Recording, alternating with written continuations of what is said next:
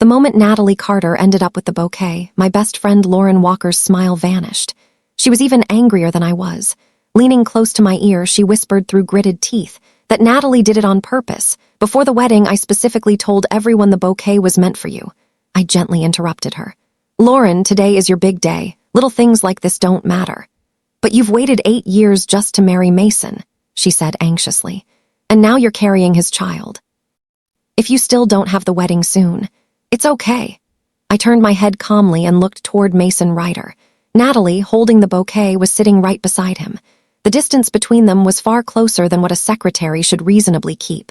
Most of the guests were friends who knew both Mason and me well. Their eyes drifted toward me, curious, sympathetic.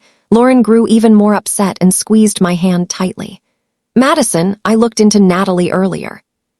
She's a calculating gold digger who specializes in seducing rich men. She's been trying to get close to your boyfriend for months. You need to be careful. Lauren, you're the most beautiful bride today. Don't worry about me. I squeezed her hand back and gave her a faint smile. Besides, I'm not planning to marry Mason anymore.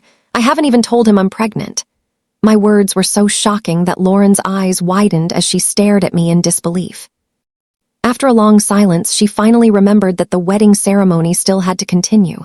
When the wedding ended, Lauren hugged me tightly. Madison, if you need any help, just tell me. I support whatever decision you make.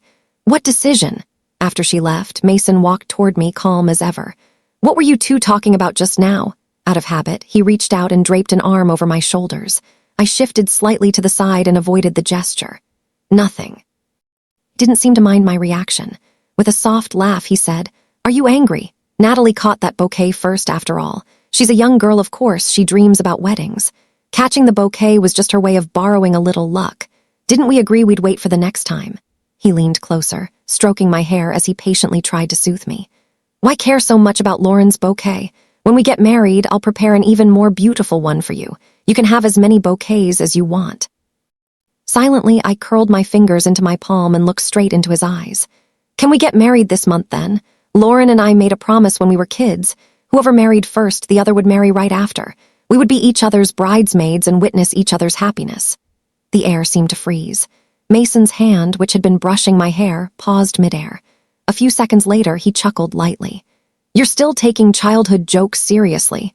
I'm the CEO of the Ryder Group. A wedding can't be thrown together so hastily. Don't rush. I promise you it will be the most perfect wedding. Bitterness surged quietly in my chest. Every time a conflict arose, he would make promises about next time, about that future wedding. 8 years had passed, and I was still waiting for the day that promise would come true. But now, I had decided to go home. I wouldn't wait any longer. The car moved silently through the night before stopping in front of my villa. Mason unfastened his seatbelt, apparently assuming the tension between us had already passed. Out of habit, he leaned toward me, trying to kiss me. I raised my hand and pressed it lightly against his shoulder. I'm tired, Mason. He froze and stared into my eyes for a few seconds. Finally, he patted my shoulder gently. Being a bridesmaid is tiring. Get some rest. Natalie said she couldn't get a taxi and is still at the venue. I'll go back and pick her up. It wouldn't be safe to leave her there alone. I nodded calmly, but Mason didn't move right away. He seemed to be waiting for me to respond the way I usually did, telling him to drive safely or complaining that he was leaving me home alone so late at night. But instead, I simply opened the car door and stepped out. Watching the car drive away into the distance, I wiped the tears that stung my eyes and dialed my parents in Montelvia. Mom, Dad. I agree to fulfill the marriage arrangement and marry Devin Ryder. When my parents learned that I was pregnant, they were overjoyed. They said the child was a descendant of the royal family. They would never allow him to carry the stigma of being an illegitimate child. He would be given the best future possible. They also told me that Devin had already prepared several wedding plans for me to choose from. I booked a flight for 3 days later. After returning to the villa, I began clearing out the bedroom drawers, years of keepsakes I had carefully saved, the love letters Mason had written to me and the photos we had taken together. By the time I finished packing my luggage, Mason came home. You're still up this late. His gaze swept over the messy closet and the suitcase beside it. His tone was relaxed. Why are you suddenly sorting through clothes and organizing the closet, going on a trip? I didn't answer his question. Instead, I asked calmly, did you take Natalie home? Yeah, her apartment's pretty remote. It really is hard to get a taxi there. Oh, I lowered my head and turned to leave. The next second, Mason wrapped his arms around me from behind. The rose perfume clinging to him made me feel slightly nauseous. It was Natalie's scent. Instinctively, I pushed him away. His body stiffened. He looked at me for 2 seconds, then let out a laugh. You're still mad about the bouquet? Don't be so petty. He stood up, loosening his tie, his tone helpless, like he was coaxing a child. All right, I'll order you a bigger bouquet tomorrow. Let's wash up and get some sleep. I've got a meeting in the morning. With that, he headed toward the bathroom. I watched his back and said softly, I promised my parents I'd return to Montelvia to get married in a week. Mason's hand froze on the bathroom doorknob. When he turned back, his patience had clearly run out. His brows knit together in irritation. Madison, stop making trouble. I told you I'm the CEO. I can't just impulsively throw together a wedding without any planning. Marriage is something between the two of us. We can't rush into it just because of some promise you made with your best friend. Then, I took a deep breath, holding on to the last thread of hope. If I were pregnant, would you give me and the baby a home? His expression faltered for a moment. Then he lifted a hand and pressed his fingers to his temple. A wedding and having a child are both major life events. I want everything to happen according to plan. Madison, the writer group has many important projects right now. This is a critical stage in my career. Getting married at this moment would only distract me and disrupt all my plans. So don't use pregnancy as an excuse. I want to welcome the child when everything is properly prepared. His words fell like stones, each one crashing heavily into my heart. The pain was unbearable. In that moment, I decided to put away every last expectation I had. Seeing my reddened eyes, Mason sighed, his expression softening. Just wait 1 more year. Once my career stabilizes, we'll... Before he could finish yet another promise, the ringing of his phone interrupted him. On the call, Natalie told him there was an urgent issue with a project. Everyone needed to gather immediately for a meeting. After hanging up, Mason left. He took his luggage with him and never came back. Perhaps my sudden talk of marriage had made him feel suffocated. The company had simply given him the perfect excuse to move out and avoid my pressure. What he didn't know was that, by the time he returned, I would probably already be back in Montelvia. In the days before my departure, I quietly took care of everything that needed to be done. I sold the house we had lived in together at a reduced price. On the day I handed the keys to the real estate agent, I discovered a stack of project documents from Mason's company in the study. After hesitating for a moment, I decided to deliver them to him. Just as I reached the door of his office, I heard laughter and conversation coming from inside. Not only were Natalie and Mason there, but so were a few of his close friends. I was about to knock when one of them spoke. Mason, the others already know you and Madison argued at the wedding. They've been secretly asking me if the two of you broke up. Natalie caught sight of me standing at the doorway. Her voice sounded apologetic, but the look she gave me was openly provocative. Mason, it's all my fault. It was my first time attending a wedding, so I didn't know the customs. I shouldn't have grabbed the bouquet and caused a fight between you and Madison. Mason's voice followed. It has nothing to do with you. Madison's just being petty. One of his friends began to tease him, testing the waters. Mason, are you serious this time? You even moved out. Are you planning to break up with Madison and get together with Natalie? Mason paused. When he spoke again, his voice carried a hint of coldness. What nonsense are you talking about? I love Madison. How could I possibly break up with her? I moved out because I want her to reflect on herself. She can't keep acting so possessive all the time. Mason didn't notice the flash of jealousy that crossed Natalie's face. When she's done reflecting, I'll move back home. His assistant spoke cautiously, his tone hesitant. Mr. Ryder, are you really going to keep giving Ms. Blake the cold shoulder? Yesterday, I saw Ms. Walker buying a dress. I even heard her tell the sales clerk that in a week she'd be a bridesmaid for her best friend. Her best friend, isn't that Ms. Blake? The room fell silent. Mason's expression stiffened. A wedding without a groom? There's no such thing, he said. Normally, I indulge her enough, but this time she needs to understand that I'm the CEO of the writer group. Not everything can go her way. She can't make every decision. I gently set the documents down on the floor outside the door. Then I turned and walked away without looking back. The next day, carrying my luggage, I boarded a plane bound for Montelvia. A week later, after finally finishing a string of business matters, Mason opened our chat window. The screen was still frozen on the last message he had sent me. I told you, I won't rush into marriage. Calm down and think things through. When you stop pressuring me, I'll come home." When he realized I hadn't replied, his brows drew tightly together. He knew me well.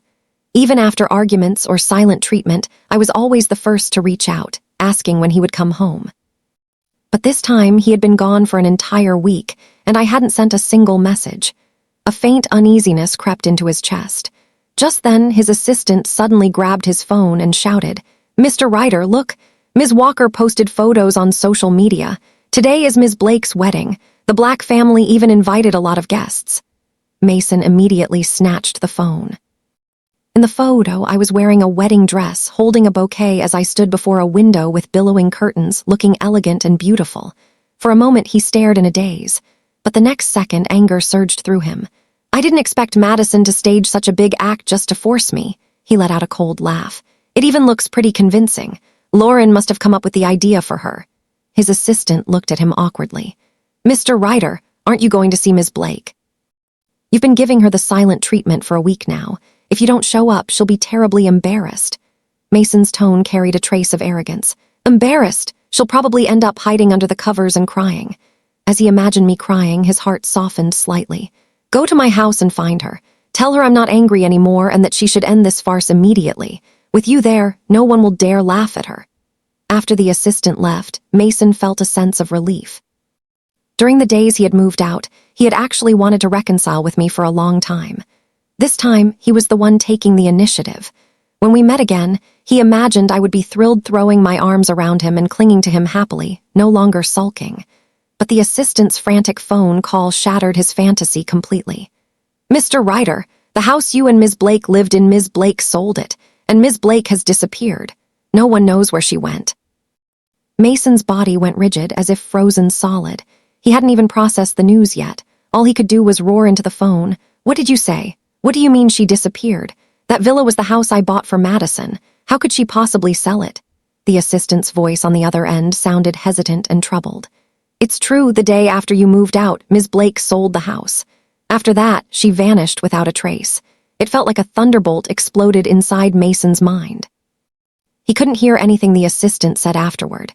All he could remember was that the day before he left, he had indeed seen a packed suitcase sitting quietly in the corner. His phone slipped from his hand and crashed to the floor. "Mr. Ryder, what's wrong? What should we do now?" His assistant's anxious voice crackled through the receiver.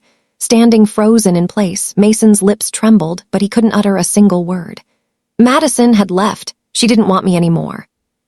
The moment that thought appeared, a suffocating terror seized his chest. Casting aside all his pride and composure, Mason dropped to one knee and grabbed his phone from the floor, dialing my number again and again. But the only response he received was the cold, automated message that the phone was powered off then. He remembered the photo Lauren had posted. He opened social media and began frantically scrolling through updates, hopping to find even the slightest clue. But not only had I blocked him, Lauren had blocked him as well. Panic flooded him. He flipped through every contact in his phone, only to realize there wasn't a single person left who could help him find out anything about me. Then he suddenly remembered something I had once told him, that I had promised my parents I would return to Montelvia to get married. With the last shred of rationality he had left, he summoned his assistant back. On the assistant's phone, he stared again and again at the photo Lauren had posted me in a wedding dress. His trembling fingers zoomed in on the image while he muttered under his breath, "Madison, did you really go back to Montelvia? Who are you marrying?" At last, in an inconspicuous corner of the photo, he spotted a wedding invitation. On the card were the words, "The wedding of Ms. Blake and Mr. Ryder." Mr. Ryder, wasn't that him? The tight knot around his heart suddenly loosened. Relief washed over him. After letting out a long breath, he slowly frowned. "Madison is thoughtful and sensible. She wouldn't come up with tricks like this to make me panic. This must be Lauren's idea." Closing his eyes, Mason forced down the turmoil in his chest. "Forget it. Madison is just too eager to marry me." Right now, the most important thing was to go and bring his bride back. As for the matter of the house being sold, he could deal with that later. Mason tapped on the wedding address printed on the invitation and looked at his assistant. "Prepare the private jet. We're going to the venue immediately." 30 minutes later, Mason boarded the private plane. He kept staring at the invitation in the photo, the one bearing the words Mr. Ryder, yet an odd sense of unease crept back into his mind. If Madison already prepared the invitations, why would she block me? And even Lauren blocked me too. The growing suspicion seeped into his blood like shards of ice. The more he thought about it, the colder he felt. Then the assistant brought him a suit. It was a men's formal outfit I had custom-made for Mason a year earlier, for the wedding we had once planned together. Putting on the perfectly fitted, elegant suit, Mason's face broke into a satisfied smile. The unease in his heart vanished completely. This suit fits me perfectly, and Madison put so much thought into our wedding. How could she possibly marry anyone other than me? How could she leave me? She just used a few bad tricks because she was eager to marry me. When I see her, I'll definitely give her a proper lecture and make her apologize. Imagining the look of surprise on my face when he burst into the wedding, Mason smiled from the bottom of his heart. Suddenly, he realized that marriage didn't seem so unacceptable after all. In fact, the thought even made him feel happy. After the plane landed and he arrived at the wedding venue, the smile on Mason's face had yet to fade. That was until a staff member stopped him at the entrance. "Sir, this is a private banquet. Please show your invitation." Mason froze for a moment. An invitation? He didn't have one. Wait, why would he need an invitation? He was the groom.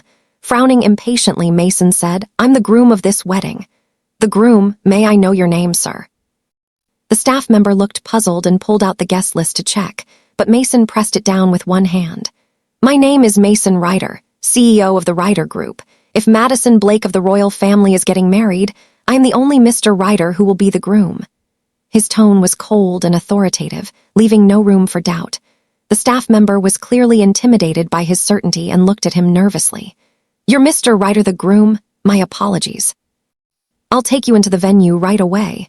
With a dark expression, Mason walked into the wedding hall.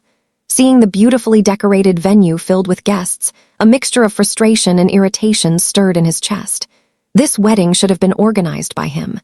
The proposal, the wedding dress, the menu, the guest list, even the decorations and floral arrangements. All of it should have been the surprise he prepared for his wife.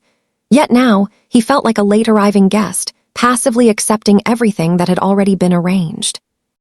Worse still, not a single person attending the wedding was a friend or family member he recognized. Mason pressed his lips together, suppressing the strange feeling of isolation that crept into his chest. Forget it. He was already here. Quibbling over such trivial details would only make him look petty. There would be plenty of time in the future. He could always make up for it and take the lead then. Right now, what mattered was completing the ceremony and bringing the woman he loved back home. He straightened his suit and looked expectantly toward the entrance. As a stir rose near the doorway, Mason's spirits lifted. He stood taller, a refined gentleman's smile spreading across his face as he stepped forward. Yes, he believed he was ready. Ready to see the breathtaking sight of me in my wedding dress. Ready to meet the look in my eyes, perhaps surprised, perhaps filled with happiness. Ready to display his tolerance and magnanimity as a husband in front of all these unfamiliar guests. Although deep down, he was already thinking that tonight he would have to punish me properly in bed after all. The tricks and schemes I'd used to force him into this were far too mischievous. The guests parted automatically into 2 rows. Dressed in a bridesmaid's gown, Lauren entered the hall behind the little flower girl. The moment she saw Mason approaching from a distance, the smile on her face vanished. Her brows knitted together warily, as if she were looking at a stranger causing trouble. Noticing the change in her expression, Mason paused, his steps faltering. The next second, I walked into the hall wearing my wedding gown. Beneath the veil, my face was beautiful and serene. Even the smile on my lips was elegant and radiant. Mason's heart lurched wildly in his chest.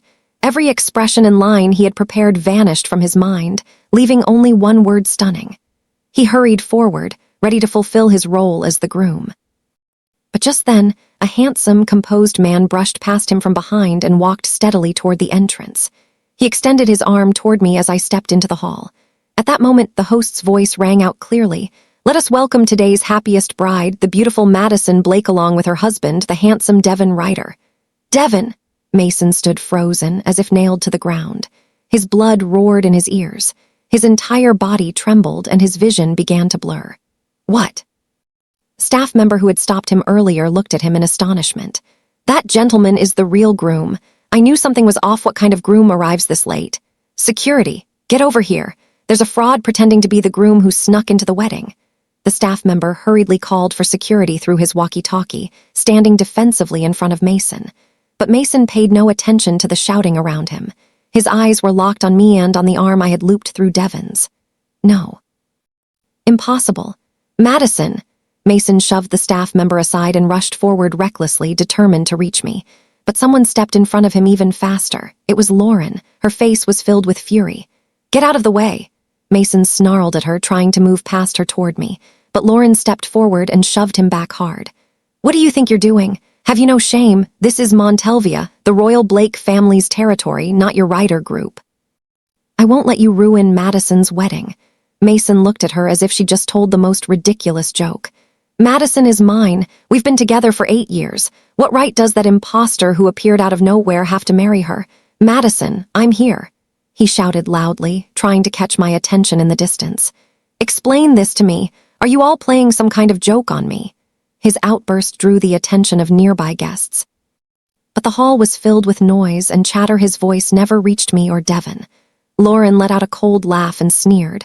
What's there to explain? Mason, do you even know how many chances Madison gave you? Can you count them? For 8 years, she guarded your promise and waited. You didn't want to get married, that's your business. But what right did you have to make her wait for a 9th year? The bouquet at my wedding, do you know how long she'd been looking forward to it? And yet you personally snatched it away from her. When you did that, you threw away your last chance too. Mason's pupils shrank abruptly. Just because of a bouquet, she decided to give up on me over something so trivial. Before he could finish speaking, my mother stepped forward and slapped him across the face. Her eyes blazed with anger as she glared at him. Something trivial? You deceived my daughter for 8 years. Every time she asked about marriage, you told her next time. And in front of everyone, you behaved ambiguously with your secretary. When my daughter discovered she was pregnant, she tried to tell you just to see how you would respond. And what did you do? You accused her of lying and warned her not to use us or the baby as an excuse to pressure you into marriage and interfere with your career. Mason stood there, rigid as stone. What? Madison is pregnant with my child. Lauren and my mother both sneered. You're mistaken, they said coldly. After this wedding, neither she nor the child will have anything to do with you. No, I won't allow it. Mason's eyes turned bloodshot as he lost control and tried to charge toward me. Security guards rushed forward just in time, pinning him down firmly. Lauren shot him one last contemptuous look. Mason, you're the one who lost the person who loved you most. You deserve it. And let me warn you, don't even think about causing trouble. The Blake family's guards won't show you any mercy. With that, she linked arms with my mother and turned away. Nearly collapsing from exhaustion, Mason was dragged out of the wedding hall by security. Busy with the ceremony, I noticed nothing of the commotion that had taken place in that corner. My attention was completely consumed by the lively guests and the endless details of the wedding rituals. Before the ceremony even ended, exhaustion set in. My lower back and waist ached. Fortunately, Devon stayed by my side the entire time, gentle and composed, supporting me with quiet attentiveness as we greeted guests and handled the unexpected moments that kept arising. After the ceremony, he knelt down, removed my high heels, and began gently massaging my feet. Looking at this warm, considerate man, someone I had only met a few times, I felt both grateful and guilty. Thank you, I said softly. After I give birth, I'll explain everything clearly to both of our families, just as we agreed. Then we can end this marriage. Devon's hands paused for a moment. A few seconds later, he looked up at me and smiled, handsome and calm. There's no rush, he said. I was the one who volunteered to help you so you can take your time and think things through. I looked at him in confusion. Like me, Devon was an heir to a Montalvian royal family. What did he mean? Hadn't he agreed to marry me because both the Ryder and Blake elders had asked him to so that my child wouldn't be born carrying the stigma of illegitimacy? Madison, I know that in your mind this is a family arrangement, a contractual marriage. Devon seemed to read the confusion on my face.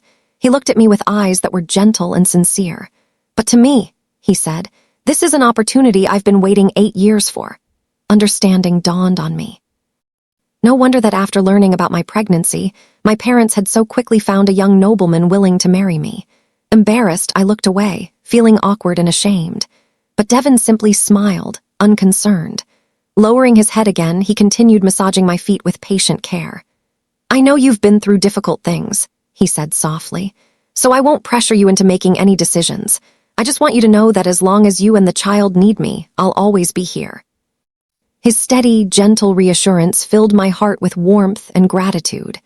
After the wedding, I stayed in Montelvia under the care of my parents and Devon while preparing for the baby's birth. I changed my phone number and stopped updating my social media accounts. Aside from Lauren, I cut off contact with everyone from my past. Mason pulled every string he could through his connections before finally learning the truth. The day after the wedding, I had moved with my parents and Devon to a secluded Ryder family estate, where I would remain in peace until the baby was born. It was a place even Mason could never enter. Yet, in Mason's mind, everything I had done was simply because I was angry. After all, when he started his business and bought our house, he had chosen the country and city I loved most. He refused to believe that I would willingly abandon the place where I had lived for 8 years and remain in Montelvia forever. As soon as he returned home, he tracked down the new owner who had purchased our former house. At first, the buyer refused to sell it back, but Mason offered a price impossible to refuse. The paperwork was completed quickly. When he finally unlocked the door with a familiar key, the unfamiliar air inside rushed toward him, and suddenly a sharp ache pierced his chest. In truth, nothing inside had changed. The layout was still the one I had loved most. Outside the windows was the same view I used to look at every day. Even faint marks remained on the walls where our photographs had once hung.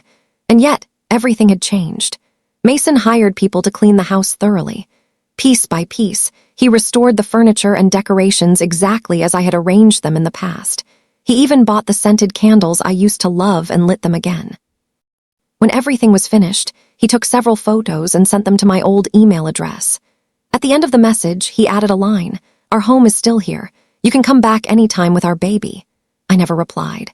After that, he began taking frequent business trips to the country and city where I was. Each time, he stayed for an entire month. Once he arrived, he spent day and night lingering near the Blake family estate and the secluded manor where I was staying during my pregnancy. Eventually, he discovered a restaurant that my father liked to visit. One afternoon, he finally managed to run into him there, but my father passed him by with a cold expression, treating him like a complete stranger. Even so, Mason refused to give up. Every day after that, he waited outside the restaurant carrying gifts and baby supplies, deliberately creating opportunities to encounter my father again. After several such meetings, my father, ever the gentleman, finally softened a little. Mason was overjoyed and deeply grateful. With sincere humility, he apologized earnestly. "Mr. Blake, in the past I was negligent. I rarely visited you and Madison's mother. From now on, I'll come more often to spend time with you both." During their meal, he constantly tried to probe my father for news about me. Sensing his intentions, my father sighed, hesitating before speaking. In the end, he simply patted Mason on the shoulder. "Mason, Madison is doing very well. You're too late. Let the past remain in the past. Don't be so hard on yourself." Hard on himself? Mason clenched his fist under the table. No, in his mind, he was simply correcting a mistake. He stubbornly believed that I couldn't possibly stop loving him, nor could I abandon him and choose another man. As long as he behaved well enough, showed enough patience, he believed he would eventually win back both me and the child. But he was wrong. I had already given up on him completely. I no longer held even the slightest expectation for him. After that meal, my father never returned to that restaurant again. Once more, Mason lost all news of me. Still unwilling to give up, he continued to linger near the estate where I had stayed during my pregnancy. The next time we met was a year later. By then, I had already given birth. Lauren and I were sitting at a small cafe on a street corner near the window. The moment Mason spotted me through the glass from the street, his eyes lit up with sudden joy. Without a second thought, he rushed into the cafe. "Madison!" I met his gaze directly, the faint smile on my face fading. "Mr. Ryder, long time no see." My cold distance was like a bucket of icy water, dousing most of his excitement and anticipation. Beside me, Lauren stared at him with open vigilance. "Can we talk alone? Just 5 minutes?" Mason's voice was hoarse. His eyes flicked toward my now flat stomach before he asked urgently, almost pleading. I hesitated for a moment, then nodded to Lauren. After she stood and moved to a seat not far away, Mason finally spoke again, his voice strained. You look well. Congratulations on the baby." "Thank you. What is it you want?" I bought back our house. I redecorated it exactly the way you liked it. I even prepared a nursery for the baby. You can come back anytime with our baby." He hurried on, his words tumbling over each other. And I fired Natalie. There was really nothing between us. I was foolish. I didn't notice her intentions or those little schemes of hers. That's why you felt hurt and confused. He spoke rapidly, desperate to explain himself, as though saying these things aloud could erase the damage he had caused over the past 8 years. I listened quietly. When he finally stopped and looked at me, I spoke. "Mason, I believe you didn't cheat on me. At least physically, you two probably never did anything." His eyes immediately brightened. I paused, turning to look at the bustling street outside the window. "But what does that change?" Mason froze. I turned back and looked calmly at his stunned face. "What I truly cared about was never whether you and Natalie slept together. The real reason I gave up on you is that for the past 8 years, I was always the last thing on your list, the person you considered the least. Your secretary, your work, your reputation, even your friends' jokes were more important than my longing for a home. And you always brushed me off with next time and in the future. Before the bouquet incident, I had already discovered I was pregnant. I wanted to give you one last chance, but through your actions, you showed me exactly where I stood in your life." Mason went rigid. Tears flooded his eyes instantly. I gave him a faint smile. "Mason, I truly don't hate you anymore. And I don't love you either. You could fire 100 secretaries or buy back 10 houses. It wouldn't matter to me. I'm living very well now. Please don't disturb my life again. Let's end things here." Just then, the bell above the cafe door chimed.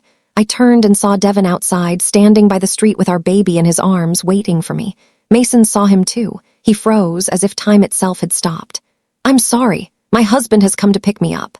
I paid no attention to his state. After giving him a slight nod, I stood and walked toward the door. Mason snapped out of his daze and quickly reached out, grabbing the sleeve of my coat. At last, the tears slipped uncontrollably from his eyes. Under the curious gazes of the other customers, he searched my face desperately, as though hoping to find even the faintest trace of affection or pity. But my distant, indifferent expression gave him his answer. In the end, he sighed helplessly and let go. I walked happily toward my husband and child without looking back. Mason remained frozen in his seat. My words echoed in his mind, shattering every illusion he had built to deceive himself. He had believed that by restoring the material things, clearing up misunderstandings, and investing time, he could win me back. But he had never considered that I simply no longer loved him. He had lost the most important person in his life, the one he had always taken for granted. Even after that meeting, Mason still couldn't completely let go. Like an addict, he continued to obsessively follow news about me and the baby. A year later, through scattered bits of information, he learned that I was pregnant again. This time, it was Devin's child. To confirm the news, he even created a fake account to secretly monitor my social media. 2 years after I had stopped posting, I finally uploaded 2 new photos. One showed Devin holding our son while accompanying me to a prenatal checkup. The other was an ultrasound image, a blurry little shadow. The caption read, "Our daughter will be born soon." Mason suddenly remembered something from long ago. Back then, I had leaned against his chest and whispered softly, "Let have 2 children. Our daughter will look like you, and our son will look like me. What do you think?" At the time, he had been replying to work emails.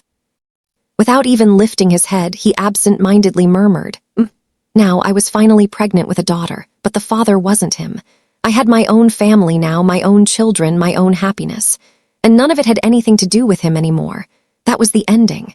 There was no dramatic revenge, no heartbreaking argument, not even a formal goodbye. I simply turned my gaze away, walked toward someone else, and stepped onto a different path. I had left Mason and those 8 years of memories behind me. A long time later, Mason's phone finally ran out of battery, and the screen went dark. He was still sitting alone in the house he had bought back, letting the night swallow him whole. Our story had already ended the moment he took the bouquet from my hands, and he hadn't even had time to say goodbye. This is Listening Novel. We appreciate you spending your time with us. If you enjoyed today's story, please like and subscribe for more stories, and stay tuned for what's next.